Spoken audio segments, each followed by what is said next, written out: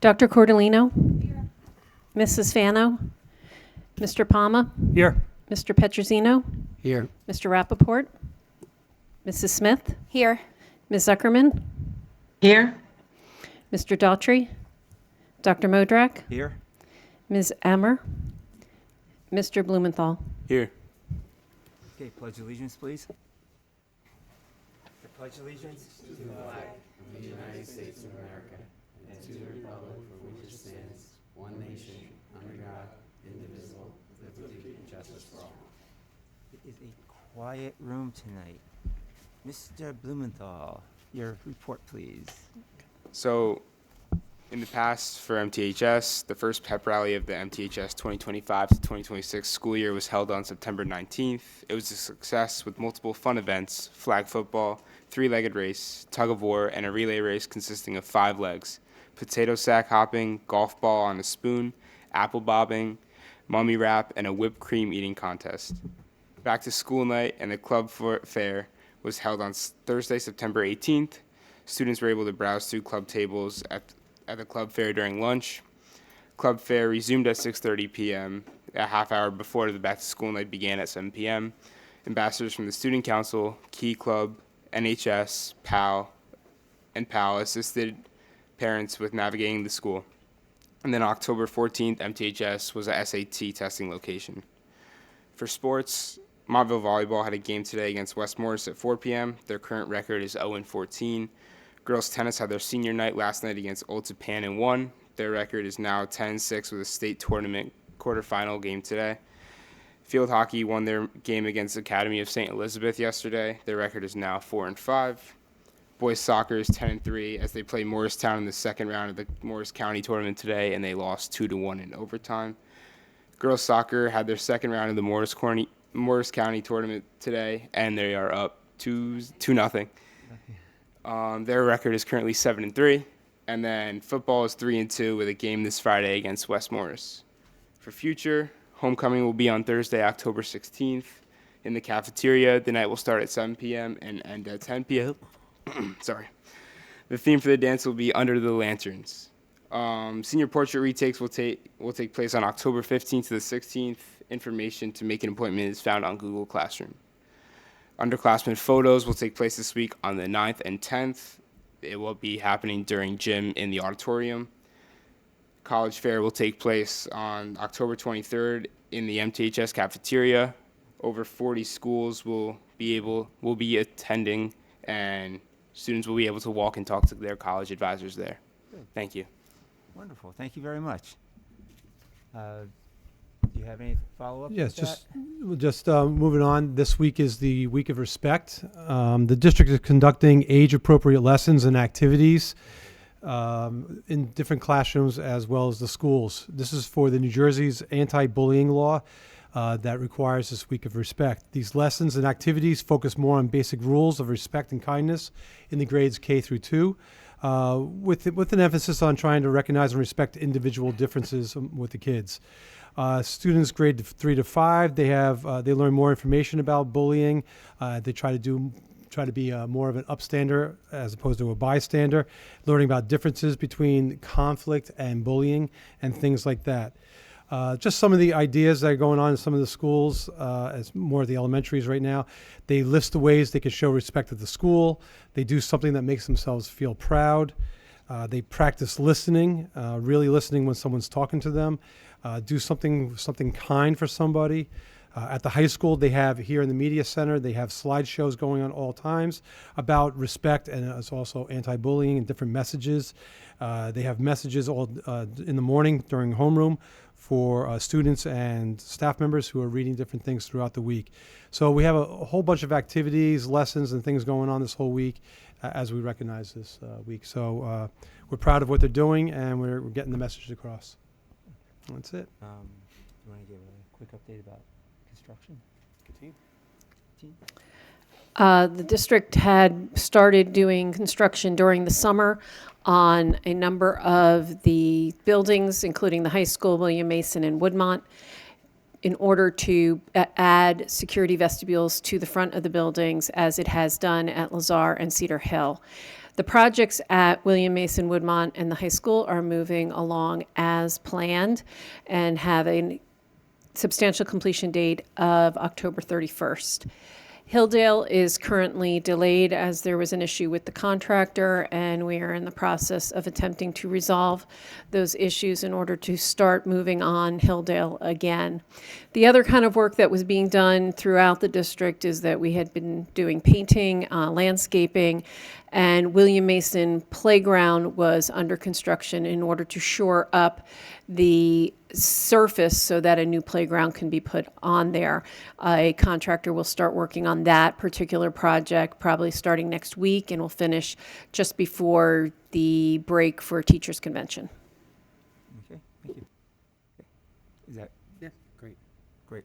Then let's move on to the presentation. Casey? Dr. Mark, Schwartz. if you can bring that up. All right, good evening.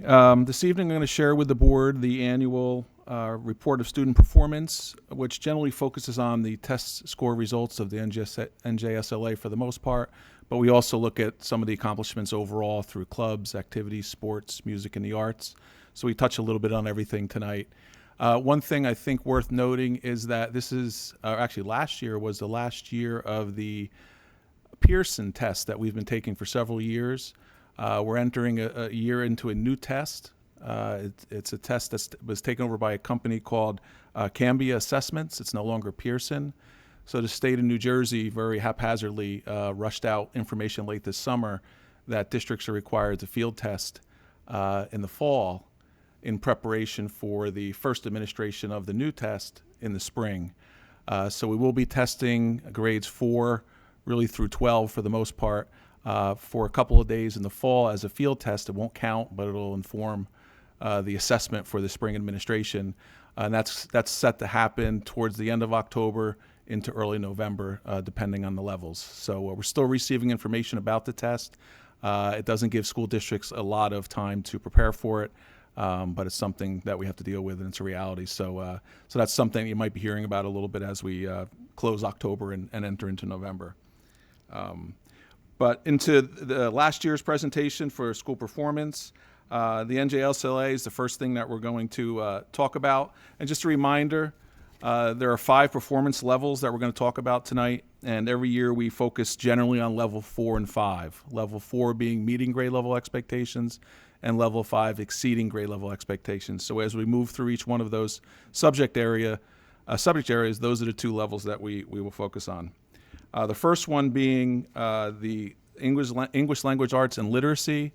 And I circled there for you the second one from the right. That's the district percentages of students who performed at or above expectations, grade level expectations. And then next to that in the white all the way to the right, that's the state average percentages. So one of the things that I share with every year that, as you can see just by those numbers for language arts, we far exceed the state percentages in English language arts.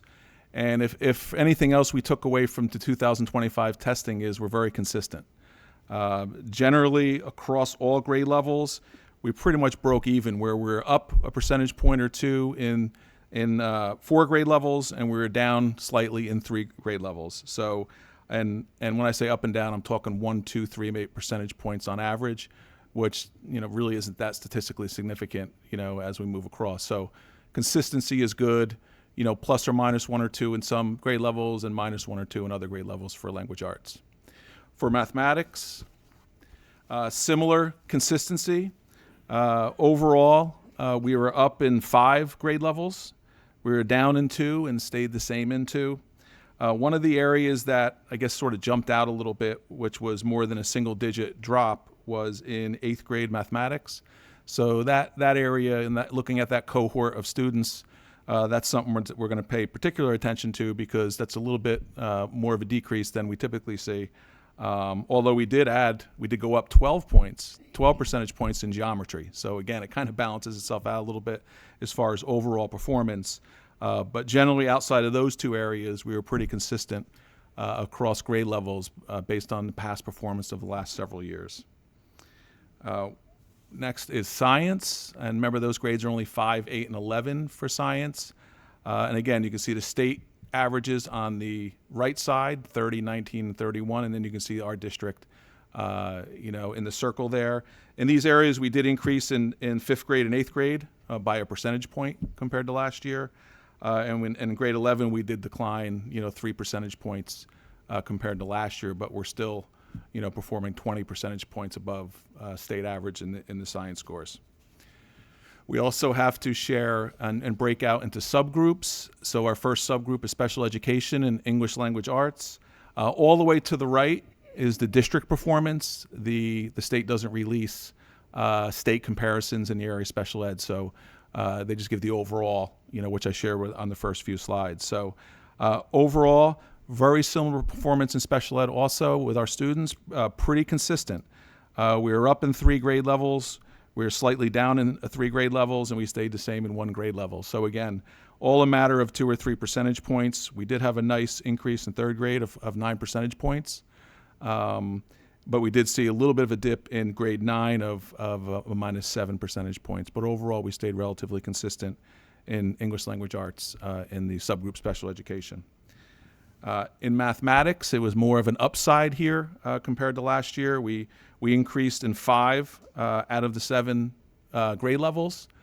We increased those percentages, with the greatest percentage being in Algebra 1, an increase of 10 percentage points, and then 7th grade also increased 8 percentage points. So we saw some nice increases there, and I can't leave out 5th grade, which increased 15 percentage points from last year. So overall, our special ed subgroup mathematics did see a nice increase overall from last year's administration of the assessment. And then the last one takes us to science. And this is a bright spot in the subgroup special ed. We increased in all 3 areas compared to last year. We were up 10 percentage points in grade 5, 6 percentage points higher in grade 8, and 6 percentage points higher in grade 11. So we swept each one of those grade levels with an increase across the board. So that was positive in special education. The state of New Jersey also requires that we share publicly the performance of subgroups of race. And the 3 subgroups that qualify here based on the numbers would be Hispanic, Asian, and white students. It's a little harder to see in the graphic form there, but that just shows the comparison of subgroups and something that we're required to look at and something that we're required to share publicly. So that's ELA, and typically we see the Asian students performing a little bit higher, followed by the white students and Hispanic students. And also we see that in mathematics, which is next. Same type of performance across those subgroups in mathematics. So you can take a couple seconds to look at that. We also break out the scores in science, and you can see it's a little easier to see those numbers there. That's the breakout in subgroups of race and science. We also take a look at our ELLs. Access is the name of the test. It's a suite of assessments that we measure our proficiency of our English language learners. They get assessed in 4 domains: speaking, listening, reading, and writing. We are required to report on this also. And the next slide indicates our district performance. I think it's very notable. Last year, we had about the same number of students tested, give or take 1 or 2, in the 80s. In our elementary last year, only 8 exited the program. This year, 25 exited the program. So that was a nice increase there. And then middle school, high school remained relatively the same last year. We increased, 1 more student at middle school passed, and 1 fewer students in high school exited the program last year. Moving into some of the outside of test scores, we did want to recognize, our national merit data over the last 3 years. That's typically how we do it, is in a 3-year window. We had a national merit scholar last year, which we didn't have, the 3 years that we compared to last year. We had a national merit finalists, 5 semifinalists, and 42 commended students. And this data is based off the administration of the PSAT and their performance nationally on the PSAT, and they're awarded for scoring very high on that assessment. Also on the advanced placement exams, we did see a 3% increase in the percentage of students who scored 3 or higher. which some colleges will give credit for score ranges of 3 to 5. So we were 78 last year. We did raise that a few percentage points overall in the 23 subject exams that we offer in AP. We also had some AP scholars, 25 with honor, 80 with distinction, and 63 AP scholars. And just briefly, I'll share with you, the definition of both of those. AP scholar with honors, they're granted to students who receive an average score of at least a 3.25 on all of the AP exams that they take, and score 3 or higher on 4 or more of those exams. Students who qualify for the AP Scholar with distinction, those are granted to students who receive an average score of at least 3.5 on all AP exams that they take, and scores of 3 or higher on 5 or more of those exams.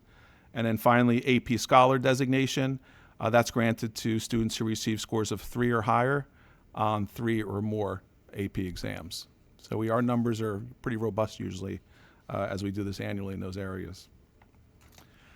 So after we digest all of those test scores, what you saw tonight was sort of the view from 30,000 feet.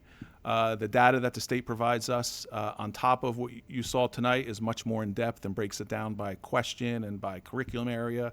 And that's where Andrea and her team sort of take over. The first step would be for the principals, supervisors, and teachers to review that data, study the individual test questions, student responses, and then work together to develop a plan within their department meetings and grade level meetings to try to attack those areas that may have surfaced as areas of need. So that's generally the first step. And then on a bigger program wide, we have some activities that help support some of those areas that are identified as areas in need of improvement. And those are just a handful of programs and steps that we have to address those areas. Moving on to some student accomplishments. Every year we talk about our forensics team, and annually it continues to rank among the top 1% of schools, with a number of students qualifying for the national speech and debate tournaments. Our History Day competition, we had 4 student projects recognized and some historical papers and exhibits that qualified at William Patterson University, and one of those actually qualified for a national contest, so it's nice to see some accomplishments in those areas.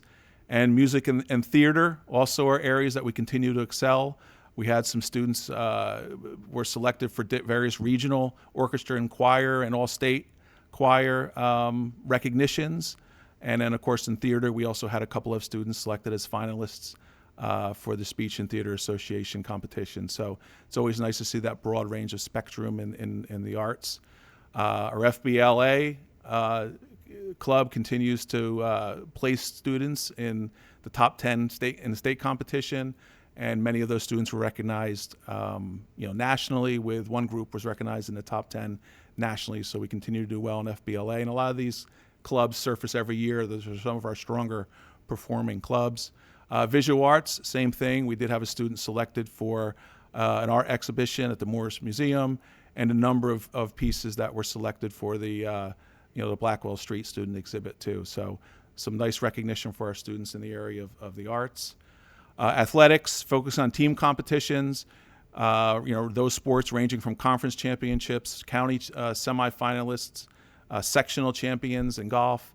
That's a nice span across the seasons there, and team championships and accomplishments. So we're always happy how our athletic teams are performing.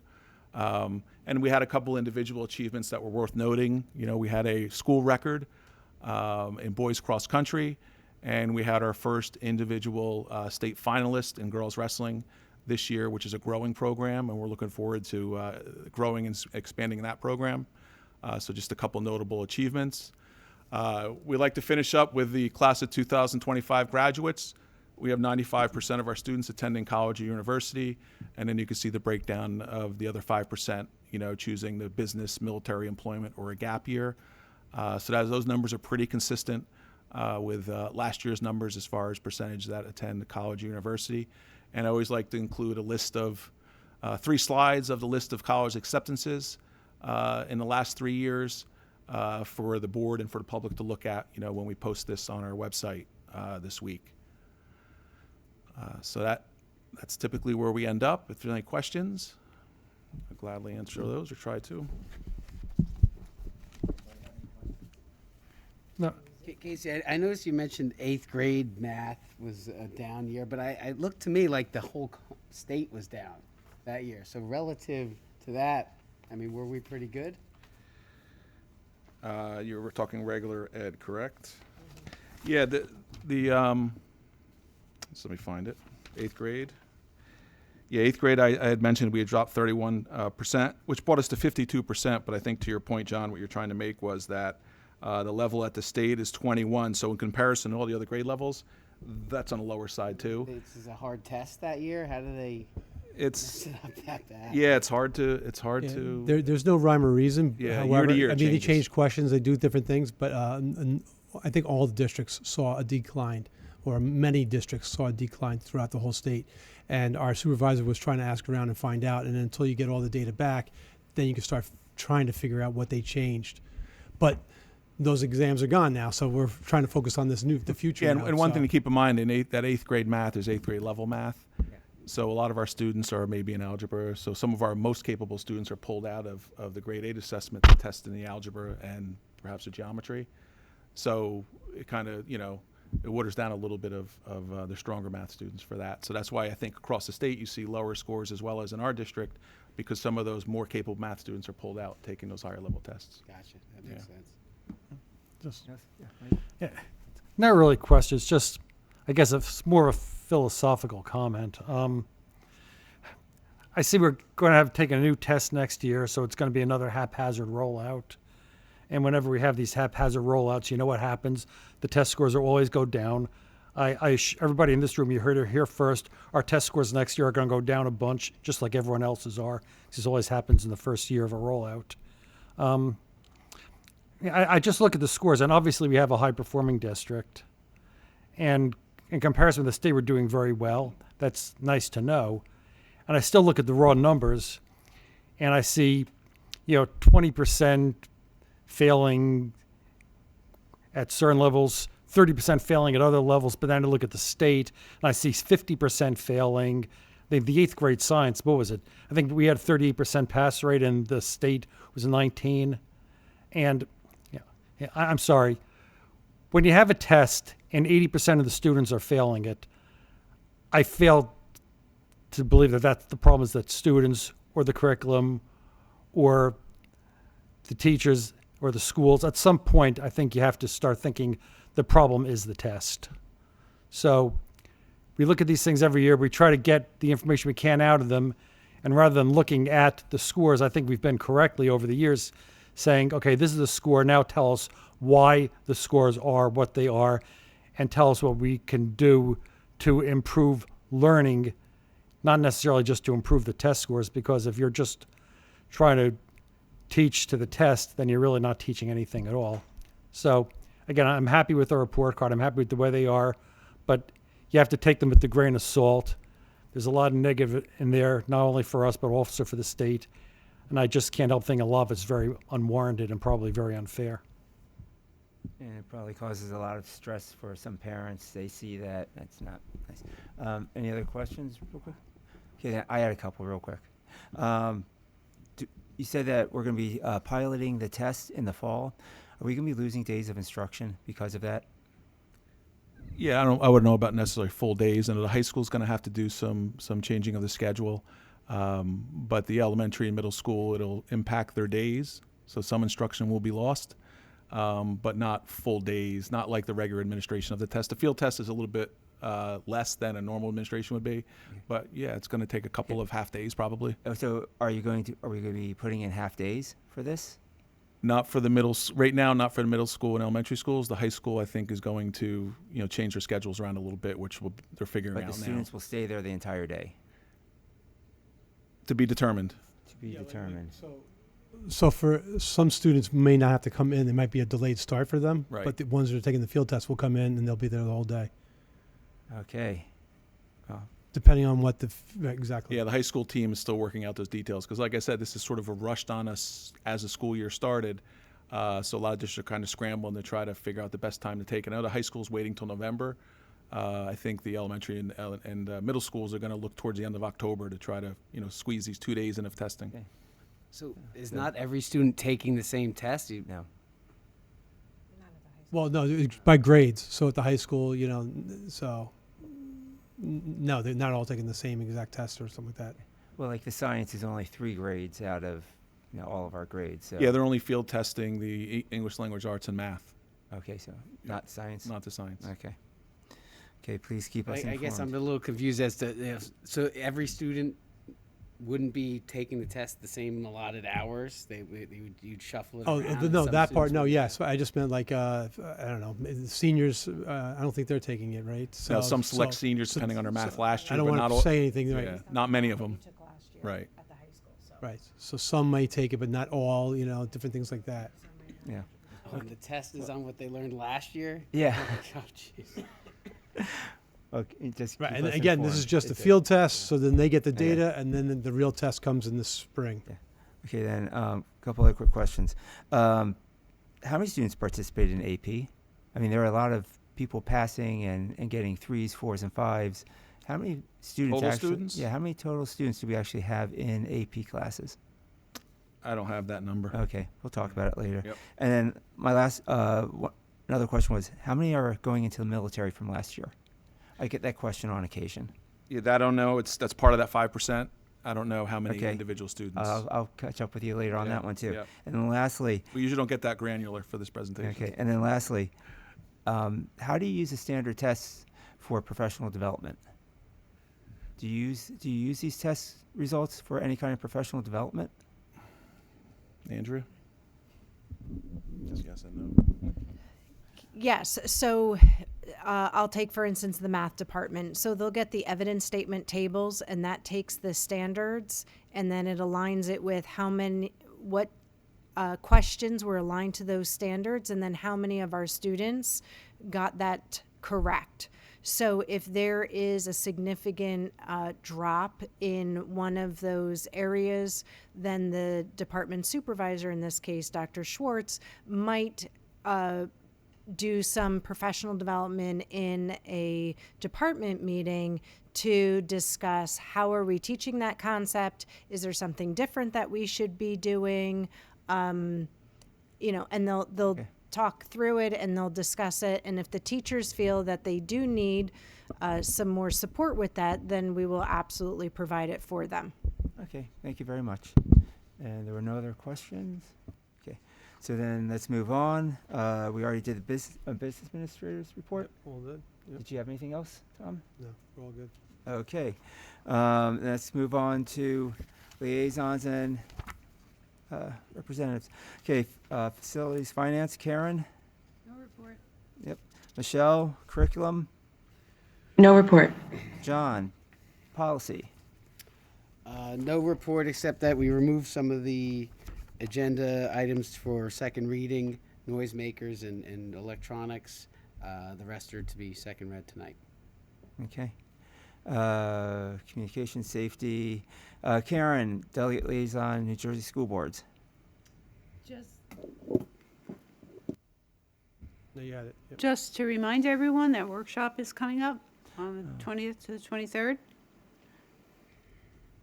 Okay, thank you. John, how about Montville Athletic Boosters? No report, but they did set a meeting for this month, I believe. Yeah, good. Okay, Karen, back to you for Cedar Hill liaison. No report. Caitlin, Valley View. No report. Hey, John, William Mason. HSA met not this past Wednesday, the Wednesday before that. A lot of discussion around fundraising. They did make a slight change to, they're allowing fifth graders classes to start fundraising for fifth grade at every level. So when that class is in first grade, they could start fundraising for their fifth grade trip. We'll see how that works. It'll take a few years. And then thank you, Katine, for the update on the construction. Okay, Mike Palma, Woodmont. This Thursday. Thursday, okay. Michelle, Lazar. Next meeting is Monday, the 27th at 7 p.m. Monday the 27th. Okay, and no high school. Okay, this is the first opportunity for public participation. Anyone wishing to speak to items on the agenda. So I would ask that we keep our discussions to items in the agenda. If you would like to say anything about those items, please come to the microphone, give your name, address, and provide us with your comments. Okay. There will be another public participation opportunity at the end. Okay.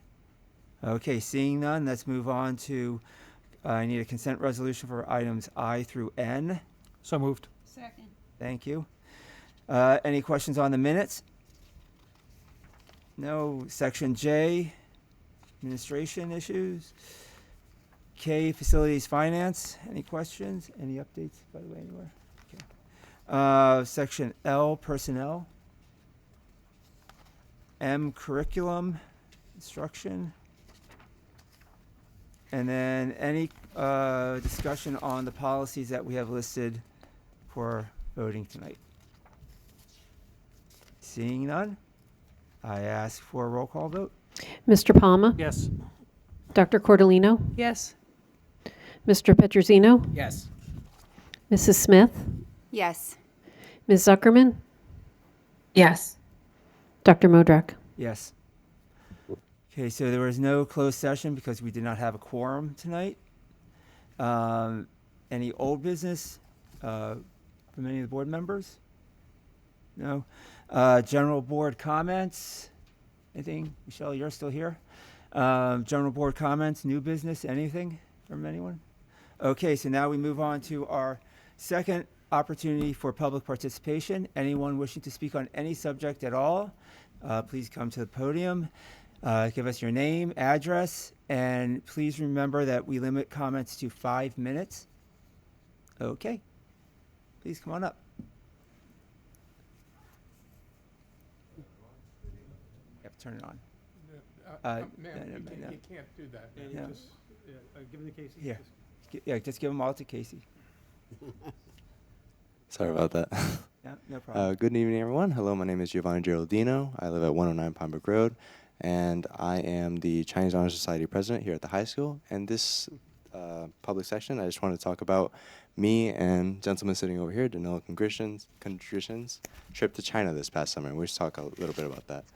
So the context of this trip was about 20 members around New Jersey that participated in different high schools' Chinese Mandarin programs. We were invited to a trip to China, a 10-day trip to 3 different cities in China, one being Beijing, the capital, the second being Handan, the most historic city in all of China, and the third being Jiangjiajie, the most scenic city in China. And you guys can look through the packet. We have a bunch of photos of things we did, nice activities, and we're just going to make this brief, we're just going to skip to the significance of it. So there's 3 different points of significance, but we want to talk about the first and last ones because we think it's most applicable to you guys. So the first piece of significance that we found was the significance of not only the Mandarin program, but all the language programs that we have in this district. So starting in freshman year, when people asked me, why do you study Chinese? I told them, I'm not completely sure. I just find it really interesting. And then now I can finally tell them that you never know when you need to use it. And what I'm trying to make with this point is that the language program at this high school, specifically Mandarin program, it reaches far beyond academic intellectual and academic curiosity. It breaches into a type of application that can be used years down the line or places when you don't even know. For example, I got a job at a Chinese restaurant and now I can speak Chinese and it actually works out pretty well. So it's just one of those things that you can apply to your life in a lot of different places when you don't even realize it. And it exposes you to a new type of culture. And that's really the third piece of significance we have here. And it's that a new culture changes your life view completely. I mean, as someone who was born in America and someone who is Hispanic, I've gone to places like Dominican Republic, but it was more for vacation. I never really dived into the culture there, and it never really affected me to that level. So going across the world to see this completely different culture, it altered not only the way I perceive today's societal norms here in America, but it also made me more aware of how we live our lives here in America, and it made me more open to new ideas to cultures, new ideas to different activities we could be doing, and new ways to do things that you can do in your everyday life. So that's just a quick overview. I would really appreciate if you guys look through the pictures if you'd like. And next, I'd like to welcome Danilo Kondrishin, the Secretary of the Chinese Honor Society, just to talk about what we've been up to for the month of September.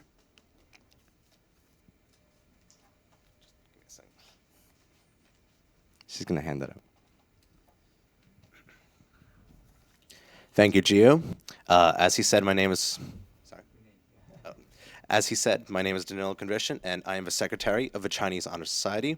And while he gave a little bit more background info on our trip, I'm just going to give a bit of info about some of the stuff that the CHS officers have done this past month. Our main focus has been something called the Mid-Autumn Festival. This is an ancient Chinese festival, and to honor it, we've created and organized a few things. The first being a lantern-making contest, where any students in the high school can create a lantern, and those with the best designs receive prizes. We already decided the winners, and there was a few very good submissions. And we also created a riddle contest, where students participated and tried to solve riddles. And this furthered our connection to Chinese culture, and the Mandarin students even got to try mooncakes, which is a dessert themed around the Mid-Autumn Festival. As far as other business goes, we also plan to help the middle school Mandarin program by helping out at their upcoming Mandarin Club meeting on Thursday. And finally, we have also organized something called China on Screen, which is an event that occurs at the library monthly, and this is something where we show Chinese movies for free where anyone can join. Our first time was yesterday, and we showed Kung Fu Panda, but I hope that we can see some of you there in the future. Thank you all so much for listening, and I hope we can continue to serve the Mandarin program and the Montville community. Thank you. Thank you very much. Kung Fu Panda. Thank you. It sounds like a wonderful trip you did, so Yeah.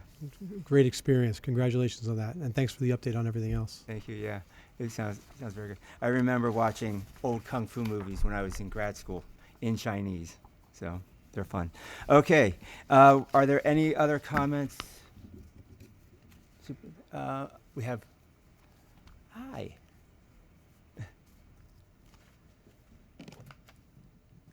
Hi, my name's Donna Polk, and I still live at 5 Cheryl Road. This is just the update on the concerns still regarding Lazar Bus 15. Thank you very much for the 3 initiatives that were started on September 11th. We have a teacher on the bus in the morning and the afternoon riding the bus to keep the disruptive children in line. It's costing us taxpayers, but it's a safer environment. We have a camera outfitted on our bus. The big question is, are there tapes of the bus ride? Who's reviewing them? How long are they being kept?